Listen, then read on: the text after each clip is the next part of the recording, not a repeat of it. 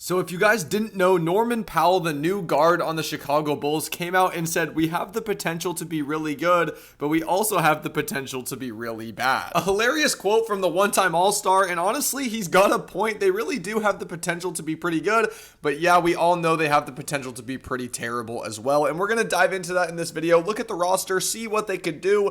Could the Bulls make the playoffs, or will they be back in the lottery? Well, let's get into it. I feel like we all knew the Bulls were kind of going into a new era type of team after they traded Zach LaVine and Vucevic, and everybody was starting to leave. DeMar left a couple years ago, and everyone kind of thought they were going into a little bit of a rebuild. Especially at the deadline, this team was making moves left and right, getting rid of Kobe White, Ayo Dosunmu, Nikola Vucevic, like we just talked about. So much was going down, and they had like 7 guards on the roster at one point. It was absolute mayhem. We saw some players in some Bulls jerseys that look absolutely weird, does not look like it fits at all, and both of these players are not even on the Bulls anymore, so I guess that makes sense. But I mean, the rest of the season for this team after the deadline was so funny. And they were clearly tanking, trying to get in those top lottery odds for amazing players like AJ DeBonsta, Darren Peterson, trying to bring someone back to Chicago to maybe bring some more life back to this basketball team. And boom, they would draft Caleb Wilson with the 4th overall pick. The tanking paid off. They got a top 4 pick, and Caleb Wilson is looking really, really good in those Summer League games. If you guys remember,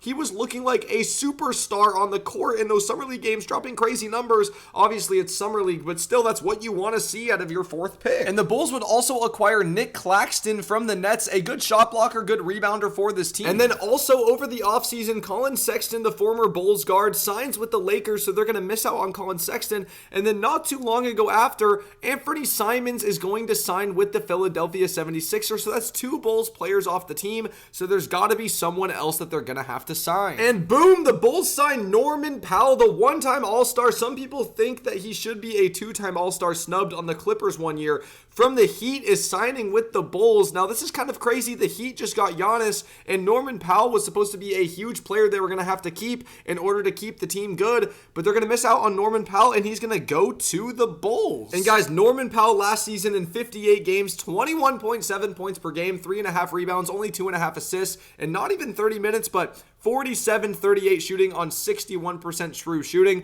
Guys, that is deserved All-Star. I mean, I know it's a borderline All-Star, but still, he's adding a lot to this Bulls team. He's going to be an elite scorer for them. And now that we've kind of set the stage on what the team looked like last year and some of the extra players that they have this year with Caleb Wilson and now Norman Powell, if you look at this roster, there's actually a lot of talent and maybe some players that you guys have forgotten about that were on this team that are actually pretty good, that mesh well. Now, Josh Giddey only played in 54 games last year, but in those 54 games, 17 points, 8.3 rebounds, 9.1 assists. Guys, this is a near triple-double. Obviously, averaging 9 assists is a huge accomplishment. He's proving that he is an elite facilitator. And this is going to be very important with players like Matas Buzelis, who we'll get into in a second, Caleb Wilson, Norman Powell, obviously only averaged 2.5 assists per game. They need a player that can get them the ball and get them these looks, driving kicks, good swing passes, good playmaking, good floor general ability, and that's exactly what Josh Giddey has. Now, Matas Buzelis, we just talked about him for a second, but going into his second year, guys, he played in 77 games, 16 points per game, nearly 6 rebounds, 2 assists on 46-35 shooting, about 58% true shooting. In his second year in the NBA, he's also a very good defender, guys. He is a perfect wing for this team, and he is only 21 years old. He is turning 22 right before the season starts, but still, guys, he is super young, and I can only see him improving. We haven't even come close to seeing peak Matas Buzelis yet, and I'm really excited. I think he could average maybe 20 points per game next year. Now that we've touched on some of the key players I wanted to talk about, let's look at this roster depth chart as a whole and really see what's working, what's not, and what we can kind of expect from these rotations. So the starting lineup is projected to be Josh Giddey, Norman Powell, Matas Buzelis, Caleb Wilson, and Nick Claxton. Guys, I really, really like that. It's not so much talent heavy, but the mesh and the fit I feel like is almost perfect with Giddey, Powell, Buzelis, and then Wilson and Claxton.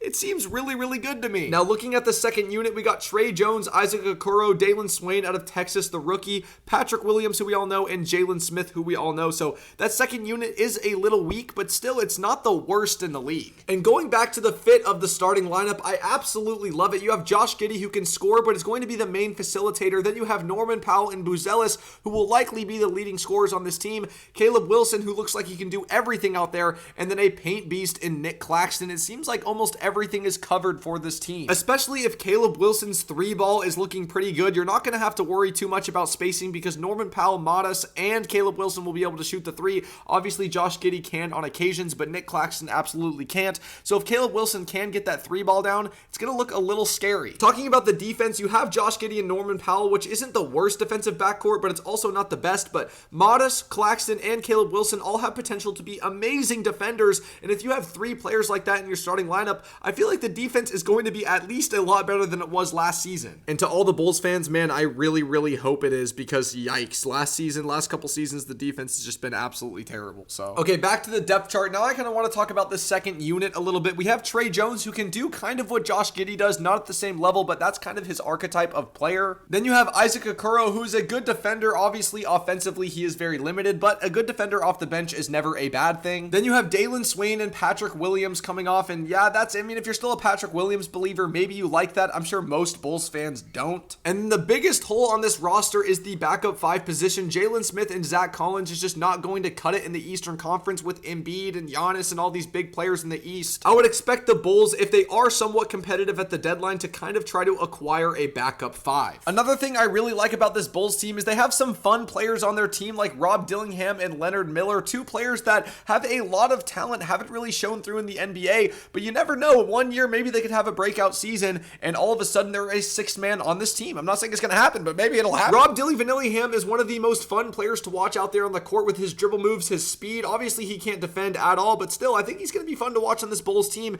if he can scrape up some playing time. And Leonard Miller as well. Love watching him play. Super athletic, amazing type of player, and maybe he can get development on this team and turn it into a real rotational player. But what do we think this Bulls team ceiling is actually? Obviously, we're not going to say they're going to win a championship or anything. Could they make the playoffs, maybe compete in a playoff series? Well, that's the next thing we're going to talk about. And the Eastern Conference is not getting any easier, so for this Bulls team, it's going to be very difficult, but let's look at the landscape here and how they match up. And yeah, the East is a lot better than it used to be, but we got the Pistons, Celtics, Knicks, Cavs, Raptors, Hawks, Sixers, Magic, and Hornets that were the top 9 seeds last season. Now, let's say that Caleb Wilson has a breakout rookie year, and he's one of the best rookies. Modest Buzelis jumps to 20 points per game. Norman Powell stays about the same. Josh Giddey is still an amazing facilitator, and they fix the backup five position. Now, if everything goes right for this team, I could see them maybe around the 6th seed. I still don't think they'll win more games than the Knicks, the Pistons, the Cavs, the Pacers, or the 76ers, even with everything going right, and that's not even mentioning teams like the Celtics or the Hawks as well. I think they have a good potential to be better than the Magic, the Hornets, the Nets, the Bucks, and the Wizards. And I know you guys already know from my old video that I don't really think that highly of the Heat right now. I think that they have a good, talented roster, but the depth and the 82-game marathon, they're not built for that.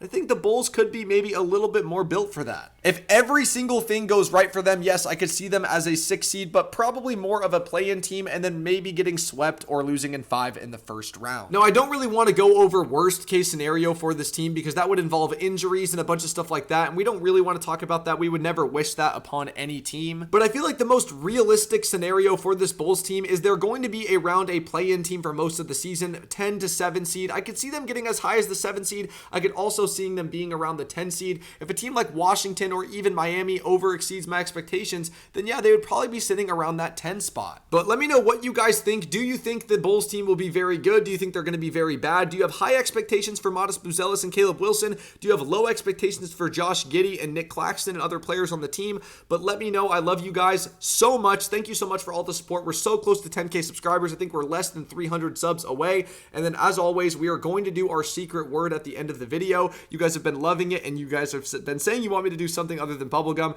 So we are going to do Modest Buzelis haircut. Let me know if you guys got that one. Comment it down below in the comments. Yeah, love you all. Peace.